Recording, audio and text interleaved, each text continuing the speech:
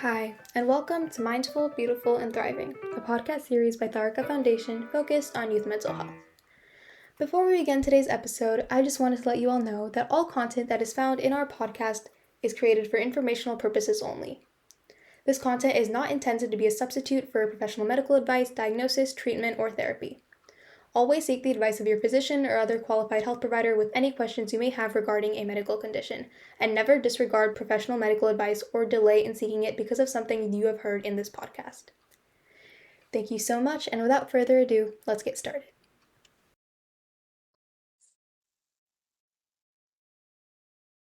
Hello, everyone. Welcome to the Tarika Foundation Parenting Series. I'm your host, Poonam here, and today we are talking about something deeply important, yet often difficult to talk about mental health in families. As parents, we focus so much on our children's physical health, education, and future, but sometimes emotional well being takes a backseat until something feels off. This episode is part of Mental Health Awareness Month, and our intention is simple to bring awareness, to reduce stigma, and to encourage seeking support when it is needed. Because asking for help is not a weakness, it's an act of care and responsibility. I'm really glad you are here. Today, I'm joined by a special guest, Deepali Sensi, a licensed therapist with extensive experience working with parents, children, and families.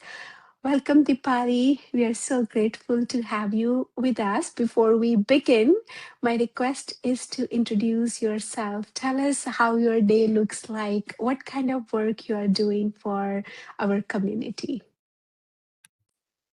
Thank you, Ms. Poonam, and it's a pleasure to be here. As Ms. Poonam said, my name is Deepali, and I am a licensed marriage and family therapist, working with a broader population, families, children, parents, and a lot of people in crisis. I have a master's degree that is specially focused on clinical counseling and another one that is focused on marriage and family therapy. So a lot of my work has been working with families and in different cultures in different ways with different diagnoses. I am currently working at a nonprofit called Buckley Programs in North Bay, and I'm seeing some clients. I'm a clinician there, but I'm also an assistant program director for their 988 suicide prevention and counseling program. So I do see and hear a lot about mental health and crisis and role of families and children in my everyday. Thank you, Dipali. To begin with, I wanted to ask you mental health is a term we hear often, but not everyone fully understands it. So, how would you explain mental health in a simple, everyday ways for our parents? Great question. Yes, mental health is not something that is understood in the right context in a lot of times. To keep it very simple and easy for parents and families or for anyone new to mental health, it would be it's how we think, feel, and handle everyday life. It is like for our physical health, we take care of our body, we focus on exercise and health, we diet and all of that. It's same for mental health is how we cope with our day-to-day life. It can include some stressors, it can include our regular day-to-day job. It is more about how we take care of ourselves in more than one way. Wow, thank you so much. Really simple way you explained so how we think and feel. So, why do you think mental health is still difficult for many families to talk about openly? You gave beautiful example. Yes, we do take care of our body, but are we taking care of our mind, the way we think, the way we feel? So, my question is, why still it is difficult for families to talk about openly? I think historically, mental health has been a very restricted field in a lot of cultures, including our South Asian culture. I think there is a lot of misconception and misunderstandings that exist historically, and some of them continue to exist now. I think the biggest thing that we want to be mindful is the stigma. There is a lot of stigma that comes with talking about mental health, seeking support for mental health, right? And thinking of it as something that is not normal, right? So there is that, right? And then there is many families and many parents or grandparents in our culture grew up with not having enough understanding about mental health, or not even having a chance to talk about it openly, right? So now they don't even know how to talk about it because they never got a chance to talk about it, right? So it's a generational thing that follows in a lot of cultures and families. I also think there is a fear of judgment that comes with talking about mental health, right? What would others think? What would parents think? What would my family think? What would my friends think about me if I reach out for help? So a lot of times, fear of judgment, fear of being blamed, that it's on me, like it's my fault that I am not feeling 100% okay, or I'm reaching out for support, are big reasons.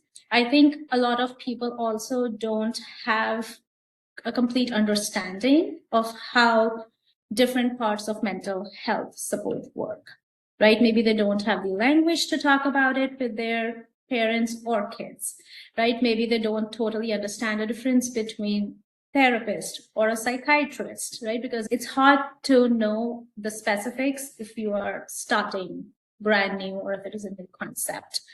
So I think there are a lot of factors that play a role, but I think the biggest ones would be those. Thank you for sharing your thoughts. Top three reasons you covered it: generational gap, lack of awareness, and fear of being judged. But I wanted to tell you, as parents, we are often the first one to notice when something feels different. So, what are some early signs that a child or teenager might be struggling emotionally, and how can parents distinguish between normal, like you use that word, normal phases, and something that needs attention? I think, as you're saying, the lack of awareness, right? Like things which kids think normal or parents think normal, they are not normal. So, your, I think, insights will be helpful to our audience. Sure, I do think, yeah, it's important to understand what is quote unquote normal for your child's behavior versus what is going on and how you can support them. So some of the early signs I think can be divided into different categories, right? As parents or as siblings, they see the first changes in any of their behaviors, right? So if people notice any change in their emotions, if there is sadness that lasts more than their usual time, right? Some people are able to recover from sadness pretty quickly. Some kids or families take longer. But whatever that normal time duration is, if that feeling lasts longer than their usual time frame, I think if they are noticing any behavioral changes, like withdrawing from friends, withdrawing from social events, withdrawing from their hobbies, acting out more.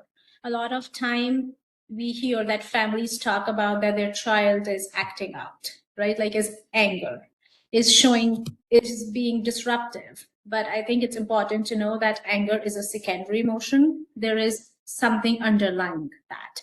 So it's important to know that that the child might be exhibiting those behaviors, but there might be sadness or disappointment or something else that needs a little more deeper dive into understanding what's going on with the child.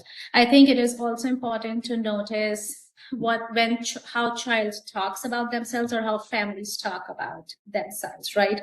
If they hear talks about low self-worth or low self-esteem, then, or if I'm worthless, I am not good enough, you can tell that there is something going on, or a child or a family member is going through something that would need maybe additional support. The top things I would say that we notice pretty early on and that families report is sleep problems, like change in sleep patterns, change in routine. If they are in school, like they notice change in grades, change in social interactions, right? And appetite.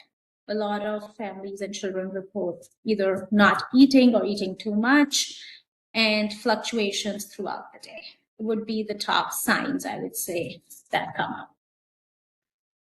Thank you, Deepali, for educating our audience. So I fully understand parents are there at home, they can watch their kids, but sometimes I feel parents, they themselves are so busy. They don't even pay attention. So, what I'm hearing from you, definitely parents need to open and create safe space at home where kids can really share who they are and what their feelings are, maybe at the dinner table or whatever way. But parents need to feel more connected, then only they can observe these behaviors. If parents are busy at their work and kids are there in their room and there is hardly any communication, then parents will miss out all on the signs you mentioned. And I wanted to bring another point you mentioned. In many culture and communities, there is still hesitation around seeking therapy or professional help. My question to you is, how can we shift from having that stigma? What would you say to parents who feel like I should be able to handle this on my own and they don't seek professional help? Any insights on that? Sure. I think you bring up a very good point of families feeling connected with the current lifestyle and the pressure everyone is working under. It is easier to miss some signs, right? And check-ins are definitely a good way, whether it's after school or at bedtime or at a dinner table. I think that can at least open up the conversation, right? And yeah, to answer your question about how to encourage people or how to normalize seeking help, I think we need to understand that as humans, we cannot fix everything. I think a lot of parents have this internal or external societal pressure to fix everything for their kids, right? And in that, they lose themselves in a lot of ways, right? But also understanding that there is support available where they don't have to be alone, right? Like there, it can be, it is a change in mindset. It really is, especially in our culture. I think if people are more open to understanding what therapy can do, I think that will help, because I think a lot of people assume and maybe look up stuff online or get their information through social media or other ways instead of an actual understanding of what therapy entails and how can professional support be really helpful, can be a starting point. I also think sometimes when people have had past negative experiences with a provider, they tend to restrict themselves. So I think I want to encourage people to try again, right? It is, if you don't like a doctor, you change a doctor. You don't stop going to a doctor, right? In the same way, it's important that if you don't like your therapist or if you hadn't had a good experience, then maybe give it another chance and reduce the pressure on yourself. I think there is another thing that I want to highlight here is a lot of families and parents have a culture of fixing the problem. And I am going to challenge that a little and talk about it's okay to let your kids struggle a little bit instead of fixing their problems, right? And then, but also at the same time, know that this is the time to seek professional help. And it's not something that can just be cured or talked about within the family. Dipali, you brought up many good points. Even in my experience, leave it to experts, right? I am a mother of two kids, and why to burn bridges? And you absolutely, you are right, fixing. I am not here to fix it. I rather accept them, love them unconditionally, and if they need help, professionals are there. And you brought up social media. I think our podcast won't be complete if I don't talk about the AI. The biggest use case of AI today, people are using it as a therapist. While they don't understand AI is a niche technology, guardrails are not there, and things can go wrong. I do have many negative cases, but I don't want to bring that up. But you're absolutely right about the, if one provider did not work, it's matchmaking, right? I do know people who are very grateful to their therapist and they highly recommend. So if one provider did not meet your expectation, it's okay to try out different providers. So thank you for bringing that. My another goal of this conversation is prevention. not just reacting when things get difficult. So, what are simple everyday practices family can adopt to support emotional well being, if you may share those things? Sure. I think it starts with understanding and shifting a mindset of not fixing, but listening, right? A lot of times, as parents and family members or as adults, we get into taking care of our kids and fixing it mode. But if we take a step back and just listen, just let them talk, let them share what's going on could be a good starting point, because then they will at least have a space and a place to talk about things, right? The other thing is normalizing emotions, right? Some emotions are tough to talk about. We all know that. But if we are fearful about talking, our kids and families would also be fearful, right? So we have to normalize that it's okay if you had a bad day, or it's okay if you're upset at a parent or at someone in school. Let's normalize different feelings instead of just focusing on the positive feelings, right? I also think role modeling is a great way, right? So if a parent or a family member is able to role model how healthy emotions can be expressed and how it's okay to express healthy emotions or any sort of emotions, it could be a good way for kids to learn that it's a judgment free zone. And if my mom can get upset and express and feel emotionally safe, I can too. Right. I think it's important for people to know that. Right. I think the other things are pretty standard in making sure that you have regular routines for kids, because kids and families and a lot of children, especially in their younger age, rely on consistency and routine, right? So if they know that their mom is going to check in with me at 9 p.m., like then they look forward to it, and that's their time to talk about whatever was going on, right? So predictability is helpful, and making sure that there is space for them to talk about all sorts of feelings, right? I think it is also important for people to know that the regular, like we underestimate how sometimes mindfulness can help, right? So if a parent and a kid can just sit together for 5 minutes in silence, that can also be healing for a lot of family members, right? And also if they need to talk, they talk, but just being present sometimes can be enough. And then the other ones are usually like making sure they are active, because we all know that with the current environment and social media and the access to technology, not a lot of kids tend to get the experience of going out and meeting new people in person. Obviously, COVID did not help with that, but just trying to see what there are different ways that you can normalize. I also think support groups within a community could be helpful, right? So if there are other parents of, like, you meet them in school or activities, they normalizing talking about emotions, normalizing talking about what their kids are struggling with instead of just talking about the grades and all the positive emotions that come with that experience. Thank you, Dipali. You mentioned many great tips for prevention.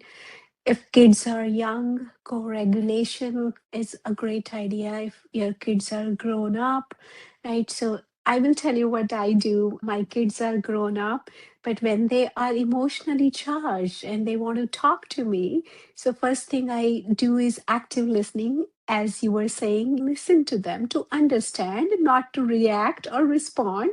First, understand them. So sometimes even I tell them, let's take 3 deep breaths together, because yet they're so emotionally charged.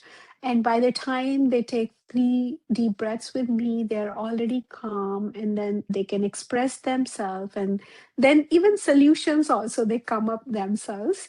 So I think as a parent, you are absolutely right. First, I need to model those emotions, healthy emotion. When kids were young, I used to tell them, yeah, mom did not have a good day, or mom needs some time and space. So definitely, I think creating that safe space and not showing I am a perfect parent, I never get angry, right? As you were saying, it's okay to express your emotion in a healthy way instead of suppressing it.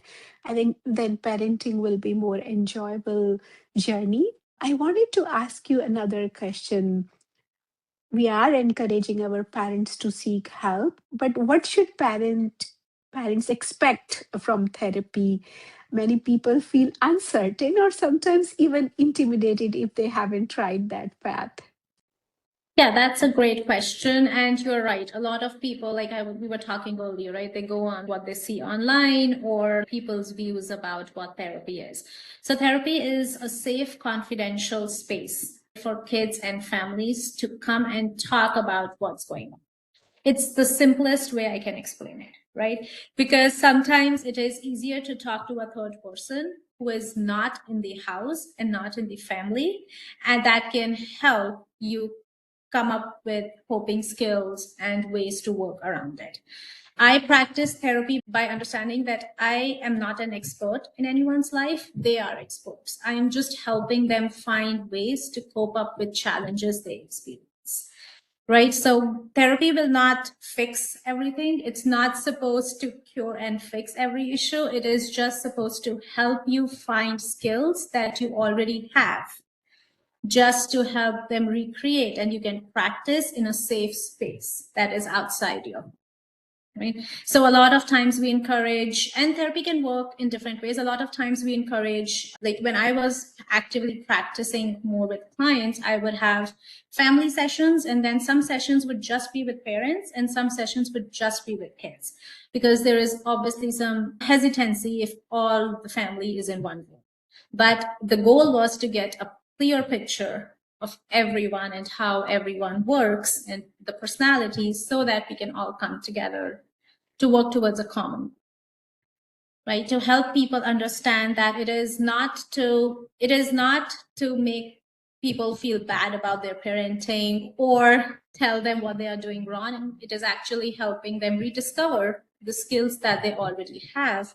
But it's hard to utilize them when there is so much going on in their own lives, and also when they're trying to manage kids and families and parenting in general. Thank you, Dipali. You said it beautifully. We all have those skills, but demands of life are so many we forget. And I feel like therapy is a reminder. You are wonderful, parent, the way you are. You just forgot some skills. I am here to practice those skills in a safe space. So nothing to be afraid of from visiting therapist or sharing your true feelings with someone who is providing that non-judgmental space. So thank you. In today's world, the academic pressure, social media, and global uncertainty, so both parents and children are caring more than ever. I wouldn't say it's just parents who are caring or just children, because we are seeing even in school, kids go through a lot. And to be honest, I did not go to school here. My both kids are born and raised here. And I struggled to connect with them. And they also shared, Mom, you don't know what we feel here, what we experience here. So, what message would you like to share with families navigating this kind of scenario? It is a very real scenario. I think it is less talked about, but it is very much a part of an everyday struggle that I feel a lot of immigrant families or people who are from different cultures face here. I think it is important to know that, again, like I'll go back to understanding that you don't have to know everything. You can learn with your kids, right? It's okay if the parent did not go to school here or did not attend even college here. That's totally fine. You should be open to learning from the experiences of your children, instead of thinking that our way is the right way, because I think a lot of that comes in between the intercultural modes of parenting, where children are confused because they're trying to build their own identity, right? They're trying to build their own identity in early years of their life, and they are trying to find a right balance between the American culture and our own culture.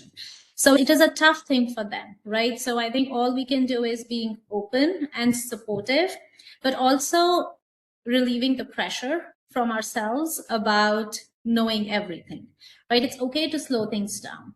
And also setting some boundaries. If you are not okay with something, we have to be firm with the child and also giving them a reason for why we are not okay with that. Because when I was working with families, a lot of people would say that it's hard to stick to boundaries with children because they keep pushing. Their job is to push boundaries. They are kids, they will push boundaries all the time, right? But it's important to know when the time is to be open and supportive, and what are some of the things that need boundary setting as a part of your own parenting style as well. Thank you, Dipali, for bringing that bicultural nuances and generational gap also. And you're absolutely right. There needs to be the balance of love and law, discipline. You cannot have authoritarian style of parenting all the time. What I'm learning from you, that creating that safe space and even relieving pressure from parents. You don't need to figure out everything. You don't need to be perfect. It's okay. Even parents, when I was parenting, once a parent is always a parent, kids are grown up. But I used to take so much pressure on myself for being a perfect parent, taking for every single class, whether kids were enjoying or not. My intentions were good to give them exposure as much as I could. But I learned somewhere you need to draw the line. My biggest learning, and I wanted to share with parents, is first take care of yourself even before you take care of your family or your work.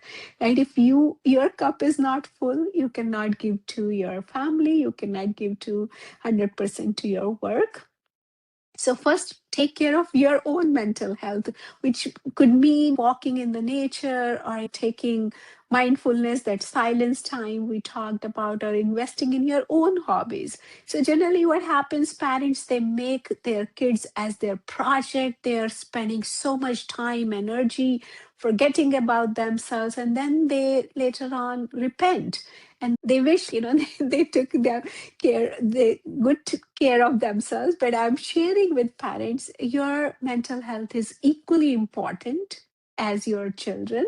So first have good health for yourself, physical, emotional, mental, spiritual, whatever way, that holistic well-being, right? So very nice conversation, very meaningful conversation. Thank you so much for your insights and guidance.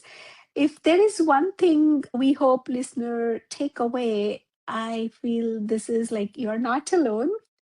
There are many parents who are experiencing this, and it's okay to talk about mental health, and support is always available. So taking care of your mental well-being and your family is one of the most important investment you can make.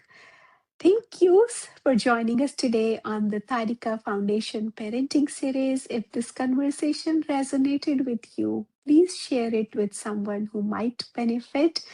And thank you, Dipali, for joining us today, sharing your insights. It was a wonderful conversation. Until next time, take care of yourself and each other. Thanks for joining us today. Thank you. It was a pleasure to be here. I did want to add one little thing before we end. I think it's important for our parents and families to also know that our kids are very resilient. A lot of times parents get into, because they're little and obviously we are parents, we want to make sure the kids are taken care of.